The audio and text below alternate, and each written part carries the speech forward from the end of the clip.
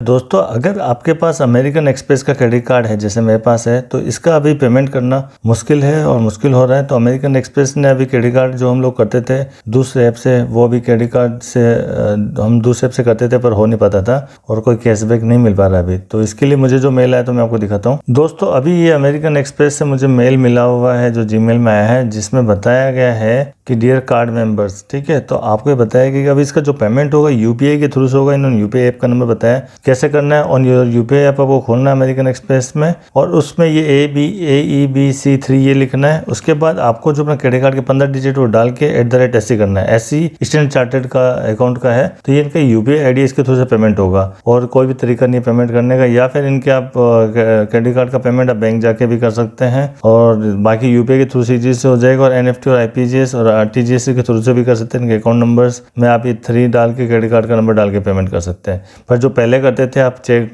Crate app से या किसी से, तो वो नहीं हो पाएगा। लेकिन फिर भी इसमें कैशबैक कैसे लेना है वो मैं आपको तरीका बता रहा हूँ आज की वीडियो में। तो इसके लिए क्या करना है, जैसे अभी पहले मोबीक्विक में जाते थे तो मोबीक्विक कैसे पेमेंट करते थे जिससे कैशबैक मिलेगा, तो वो आपको बता रहा हूँ। तो चलते हैं मोबीक्विक में। तो दोस्तों, मोबीक्विक में आ चुका हूँ। मोबीक्विक में ये देखो मेरा अमाउंट ड्यू दिखा रहा है 23 मार्च का, तो 6549 करना है। तो इसमें आप जो है मैक्सिमम 5000 तक कर सकते हैं। तो मैंने ऑलरेडी 1000 रुपीज़ कर चुका हूँ, तो अभी 4000 रुपीज़ और करूंगा। तो इस पर पे नाउ पे आप क्लिक करेंगे। जैसे ही क्लिक करेंगे ये पूछेगा, देखो टेम्परेरी अनअवेलेबल लिखा होगा, payment is temporary unavailable is the bank is process of the transaction BBS you can still pay your bill via UPI MX। ये आपको डाल के आपको करना है। तो आपको इस केस में AEBC ये नहीं डालना है, आपको सीधा नंबर जो 15 डिजिट एंटर कर देना है और प्रोसीड पे वाया UPI आपको क्लिक करना है। ये मैंने एंटर कर दिया। एंटर करना है, प्रोसीड पे वाया UPI पे क्लिक कर देना है। ये जैसे क्लिक करोगे यहाँ पे आपको अमेरिकन एक्सप्रेस लिखा आ जाएगा और यहाँ पे कार्ड नंबर लिखे हुए हैं। तो यहाँ मैं अमाउंट एंटर कर दूंगा 4000 रुपीज़। जैसे को 4000 रुपीज़ एड करने के बाद आपको ये कहाँ से ले रहा है, या तो पॉकेट UPI से ले रहा है या फिर आपका जो बैंक अकाउंट इससे। तो हमें पॉकेट UPI से करना है, क्योंकि पॉकेट UPI का एक तरह का वॉलेट है, तो वॉलेट का हम पेमेंट करेंगे इसमें। तो वॉलेट को हम लोग ऐड कर देंगे यहाँ पे,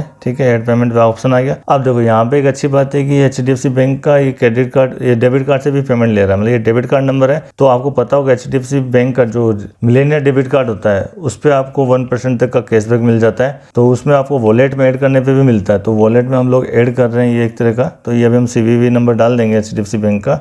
ये हमने एंटर कर दिया और अब हम प्रोसेस टू पेमेंट करेंगे। और उसके बाद आपको OTP पूछेगा, OTP एंटर कर देनी है। तो OTP में एंटर कर देता हूँ।